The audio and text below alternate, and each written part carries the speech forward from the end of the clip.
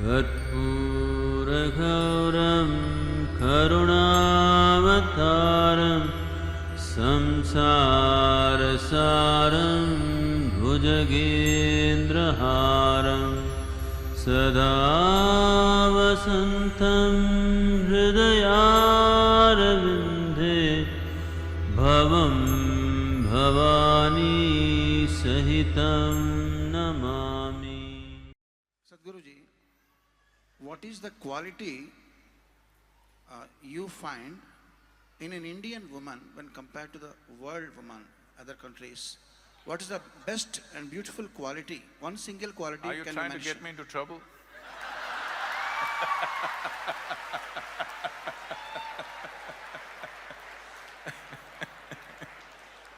How she is different and how she is greater than when compared to the other women all over the world?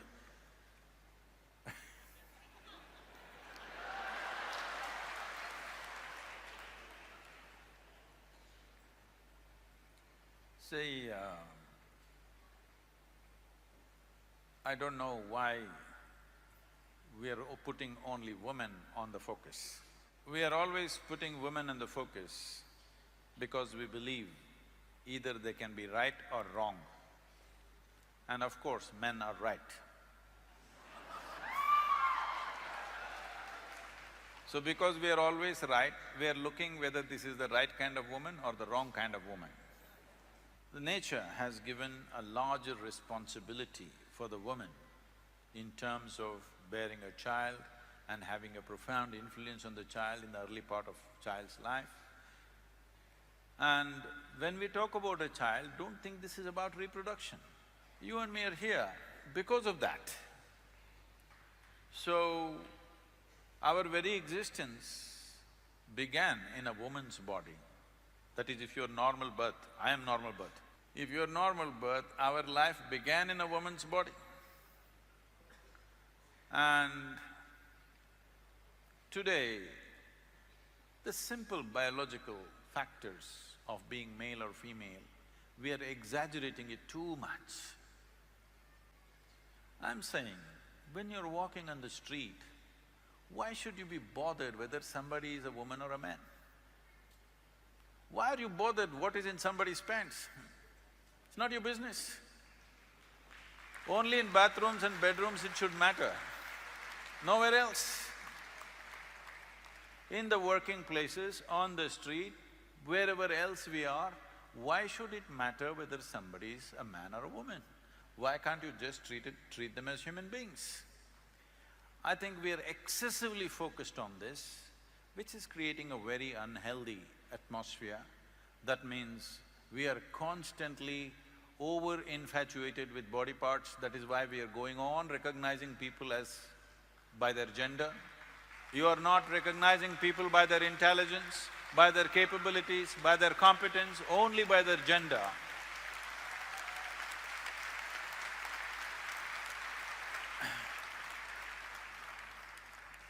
But it is not a fair way of looking at the world. For certain aspects of our life, gender is important. But for rest of the life, how much brains you got is important, how much capable you are is more important. Gender is only valid in certain relationships. In rest of the relationships, gender shouldn't even come into the picture. Only then there will be equality. There is no need… there is no need to go on talking about women's rights. We must say human rights and women are part of it, that's all. So, about the Indian woman, should I still talk?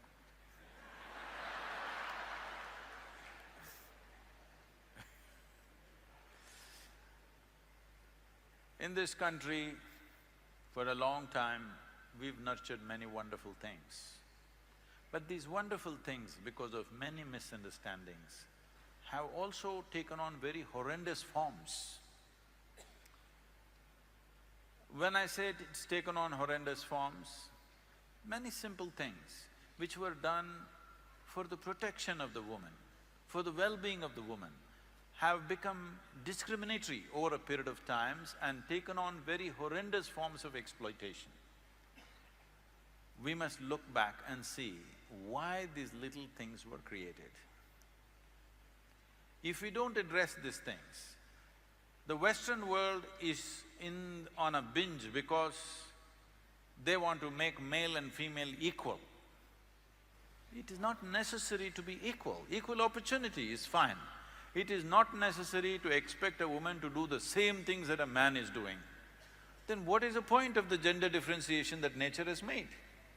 It's important, the feminine in the world is as important as the masculine in the world. But today, in the name of equality, women are coming to a place where they are beginning to act like men because they know that's the only way they can succeed in the world. The only way they can succeed is they have to act like men. You see even women doing like this these days. This is not necessary because if you destroy the feminine, then you truly have enslaved the woman. If you do not value the feminine in the world, all the gentleness will go away, you will have a marketplace at home also. Your marriage also will be a marketplace. It's already happening big time. Before people marry, they are making an agreement. When we break, who will get what in this house? Yes, prenuptial agreements are being made. Before we get married, already an agreement, if we break, my bank balance is mine, yours is yours. How can two people live like this? But here, still we have the joy of two people becoming one and enjoying that. Maybe after some time you will fight, but still, at least you have the joy of weaving two lives into one. When you go at it like this suspiciously in the name of equality, you will never know the joy of knowing each other, mingling with each other, being one with each other. Nothing will happen. Home will become a marketplace. This is because of wrong ideas of equality. Equality you should not even talk about. We should talk about responsibility for each other.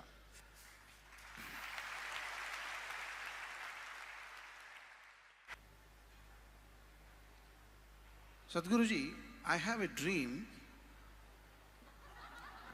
You're beginning to look like Martin Luther King. Yes, I have a dream. Tell me. This dream is in India, where all the marriages are happening either intercaste or interreligion. Ayyo, why? Mandatorily, so that after one generation or two generations, people will get confused or totally forget and totally leave it off to be able to know a person's caste. Because unfortunately, an XYZ is a sportsman or sportswoman, gets a medal from an Olympics or something. Immediately you go to Google and the maximum number of searches is XYZ which caste. Really? It's a fact, Guruji. I don't think so. It's a dire fact. The more number of searches will be for looking for she or his caste. So, to maybe they want to marry them. Pardon me? So this is my dream, Sadhguruji. People should get confused. Everywhere it should be tangled with all intercaste things. Is it right? Will it happen? I don't like anything intercaste. Because first of all, when I meet people, it never even occurs to me what caste they are. So I don't know how to do intercaste, I only see human beings. So when you must understand this. This is a misunderstanding which has led into a discriminatory process. This is just a differentiation we did in the society at one time.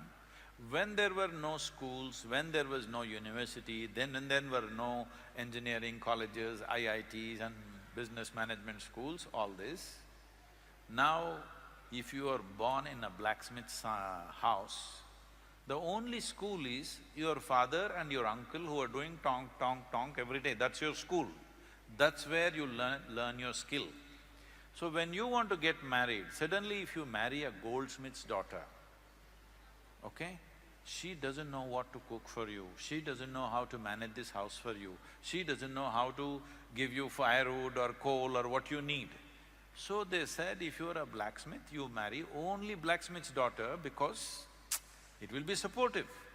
But today you may be coming from a blacksmith caste, but you may become a doctor, you may become an engineer, you may become something else. So that process is not relevant anymore. At a one time to preserve the knowledge base, because that was the only training ground available. See, suppose you marry a princess and bring her to agricultural family, tomorrow morning she has to go with you and carry food for you, she will not. It'll not work for you. So they said, if you are in the farm, you must marry a farmer's daughter, you don't marry somebody else. But today, you are going all over the place and doing whatever you wish, accordingly they will marry. I don't think you need any mandatory laws. You just watch it in 25 years, it'll be very hard for you to figure out who is who. At the same time, I must tell you, these differences are also beautiful because unfortunately certain people make our differences into discriminations. Unfortunate, but differences are beautiful.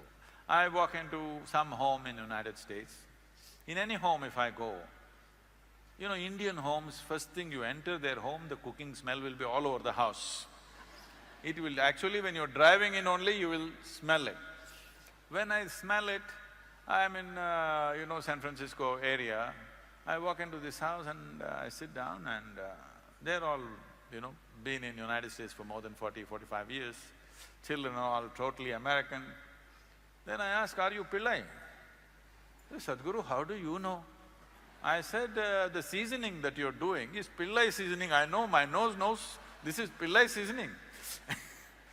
I'm saying these subtle differences were so beautiful that each one of us, our own way of cooking, our own way of language, the way we speak, the way we do things, it's fantastic. But unfortunately, when you make it discriminatory, it becomes ugly.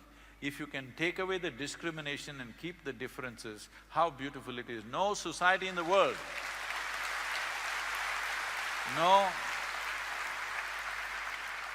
no society in the world has these fine distinctions. People live on the same street for generations, but still this home will cook like this home will cook the other way. How beautiful it is. But this is completely gone because now everybody is trained on Google. The same avkai from Krishna district, Godavari district, to the Telangana, the Andhra, is it not different? Distinctly different. All these subtleties you want to take it away and make it one McDonald's food, okay? No, I think that is an ugly world. These subtleties, these differences are fantastic. We are a colorful culture because of these differences. But the problem with human mind is unfortunately, a goldsmith thinks he is superior to the blacksmith.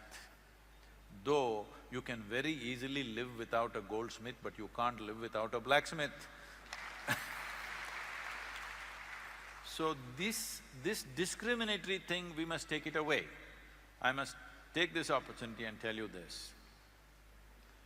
People are always asking me, Sadhguru, what is your advice for our children? As if children need anybody's advice. Without figuring out how to raise children, you delivered children, so you're the one who needs advice.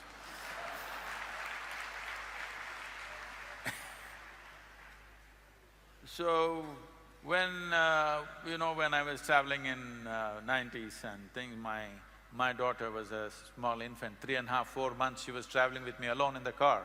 My left hand on her and driving through, my right hand is always on the floor, so my right leg is always on the floor. So I drove like this, wherever I go, I hand her over to some family and they took care of her well. But there is a problem. Every adult is very eager to teach something to a child. The moment they see child, they get this itch, they want to teach something that's not worked in their life. Yes, because if it had worked, they should be more joyful and more exuberant than the child. It is obviously not worked, whatever they learnt. Maybe they learnt a few tricks of how to make money, how to survive in the world, but they learned nothing about life compared to the child. So I made one rule, nobody will teach her anything. No 1, 2, 3, no ABC, no Mary had a little lamb, because I don't care whether Mary had a lamb or not. So, one thing happened, because nobody taught her anything, she was all ears, all the time like this, looking at everything, because nobody tells her anything. By the time she's 18 months, she could speak 3 languages fluently. And I also made this rule that I never teach her anything. So when she was 12, 13 years of age, one day she came to me. She was disturbed about something that happened in the school, and she came home and said, "You're teaching everybody so many things, but you're not teaching me anything." I said, "Well, I'm not given to teach people unsolicited. Now that you've come, this is all you need to know. Never look up to anybody." She looked at me like this, "What about you?" I said, "Even me. Because if you look up to me, you will miss the value of who I am. Maybe you will hang me on your wall, that is not why I am here. If you look at me just for who I am, your life will be immensely benefited and energized. If you look up to me, you will hang me somewhere in your house. So do not look up to anybody, do not look down on anybody, this is all. This is all it takes. This is not simple. Because all the time your mind is saying, oh, she's good, he's not good, he's okay, he's not okay, this is fine, that is fine, this is pure, this is impure, this is God, this is devil, this is going on endlessly. If you stop this one thing and simply look at life for what it is, you will effortlessly navigate your way through life.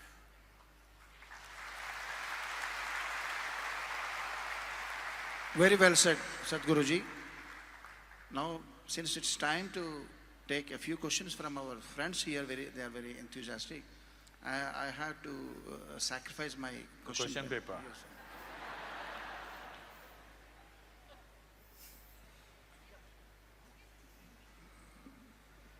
Anybody? Yeah. Namaste Sadhguruji, this is Satish Pendiala. And కొంచెం బ్రైట్గా మాట్లాడండి. yeah, sure అండి. Dharma Sankat versus societal constraints. How to balance these two? What is that? Dharma Sankat? Dharma, emotions. Oh, dharma is emotion for you. I mean, true emotions, divine emotions versus societal constraints. How to balance these two in life of confusion? There is a lot of mess up in the question itself. There are no divine emotions. Emotions are human. Even animals are capable of emotion. You have a dog at home? Yeah. Does it have emotions? Lot of emotion. But you don't know whether God has emotion or not. Do you know? Hello? Then why are you saying divine emotion? Human emotion you're talking about. It's just that you think your emotions are divine. This is a serious problem. You must understand your thought and emotion are just your psychological drama.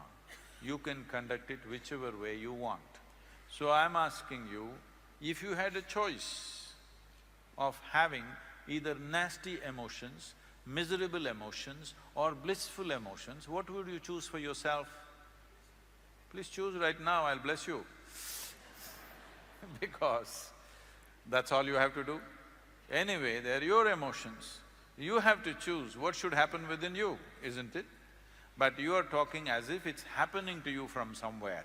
Your thought and emotion and whatever else happens within you, happens within you. It doesn't happen from somewhere else. You may be taking a stimuli from somewhere else, but the source of what happens is happening within you. Your psychological drama, మీరు film direct చేస్తారండి? నేను music చేస్తాను. Music mat. Your drama, you must be the director. If you have a lousy drama going, it's because you're a lousy director, that's all. Yes, that's all it is. You think it's something else. No, you're just a lousy director. You just have to learn the art of directing your drama well. Em cheptaru?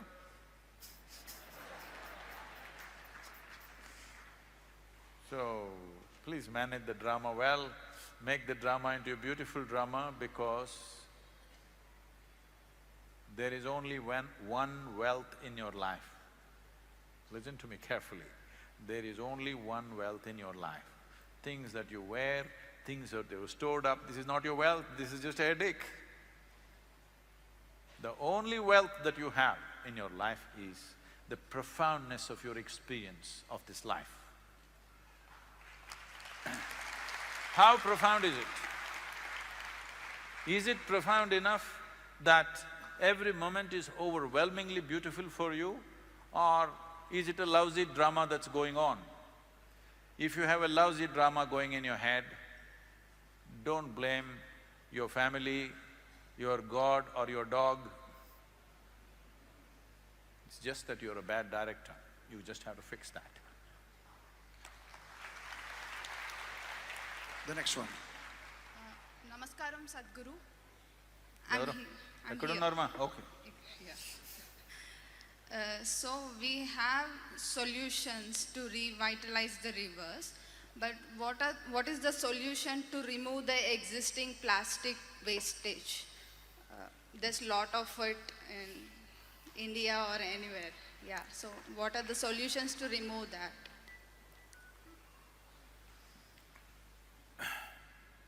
See, plastic is a miraculous material. Let's understand this. All the plastic warriors, please listen to me carefully. Plastic is a miraculous material. It's one of the most fantastic materials that human beings have created. The problem is not of plastic, the problem is of human irresponsibility. So that's what we need to fix. If we generate a more responsible population, plastic is a wonderful thing. How many things in our lives have become easy and wonderful because of plastics? But we think plastics are bad. Plastics are not bad. Plastic is a wonderful, fantastic material. Human beings have become irresponsible. Let's fix that. But the damage that's already done, please understand, all the damage that we have done in the form of pollution, it is not very difficult to fix. It just needs determined political action and responsible action from the citizens of this country and the world, which can be done. But the more serious problem is the depletion of resource. Depletion of soil and water is a far more serious problem and much more difficult to revitalize. You're saying, okay, we will revitalize the rivers. It's not as simple as that. But removing the plastic is not really a big problem. If we have a project to remove that, first you get Hyderabad city responsible enough that they don't throw plastics all over the place. Then you will see removing it is just a matter of 1 month or 2 months. The entire Telangana, whatever plastic, we can remove it in a 2 months' time. What do you say, Visweswar? First stop throwing it. You stop that, removing it will happen in 2 months and we can recycle the plastic. It's a very useful material. A material that does not deteriorate is not against you. This means you can use it 1,000 times. Anything that you can use 1,000 times over means we are not going to exploit other resources unnecessarily. So plastic is a solution for environmental problems that we have. But unfortunately, we have made a solution into a problem.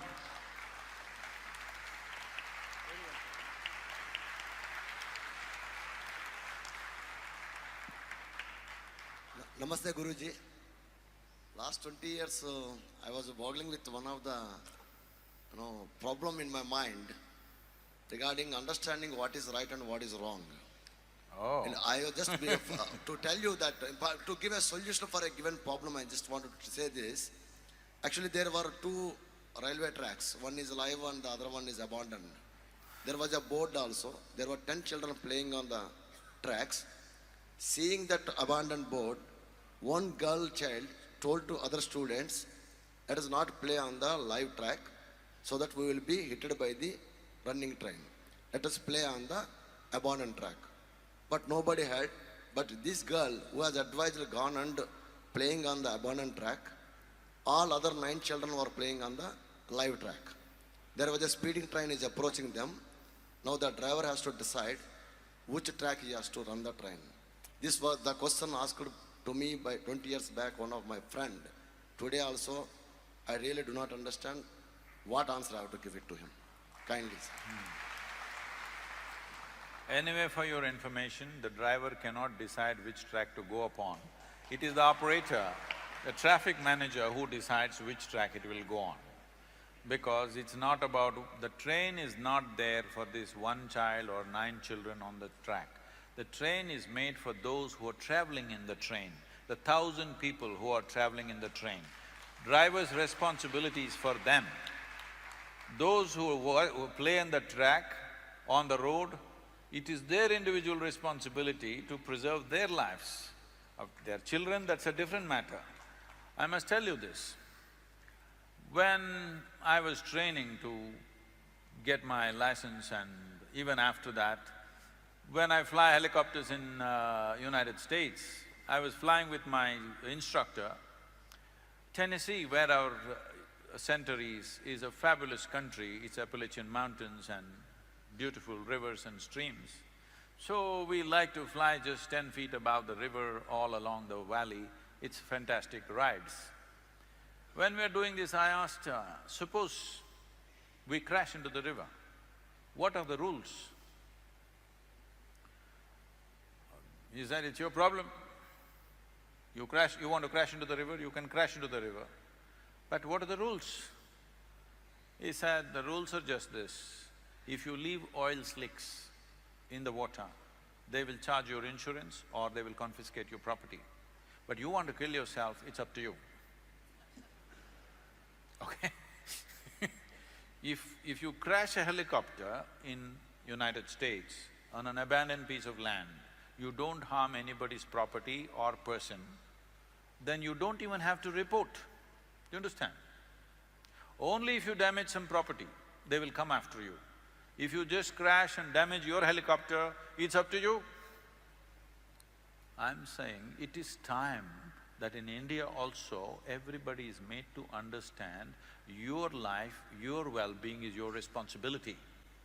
We think government has to take care of us. This has to go. It has to go. Every human being, every citizen should see that my life is my responsibility. Well, when a speeding train is coming, you want to run across the track and somebody else has to stop you, why? You're testing your horoscope or what? A lot of people on the road, that's what I think they're testing their horoscope, because their horoscope they says they will live till 85. When a car or a bus is coming at full speed, they run across, they're testing it whether it's really true or not. But what you don't understand is the railway track and the road is built for the vehicles or the trains which go on it, not for you to walk on it. For walking, there must be another place. If there is no place, it's for you to demand from the government, there must be a walking place for me, that I don't have to walk on the road. Instead of that, you walk on the road and now you come up with these hypothetical philosophical questions. There is no philosophy in this. If anybody plays on the railway track, the children, they may not know, but the parents who produce these children, they need to be arrested immediately. They must be. So because you can produce children and throw them on the streets, they're going on doing it endlessly. We have multiplied 4 times in 70 years. It is time that what you produce also is your responsibility. Once you have a child, it's a 20-year project. If you're not ready for it, don't have them.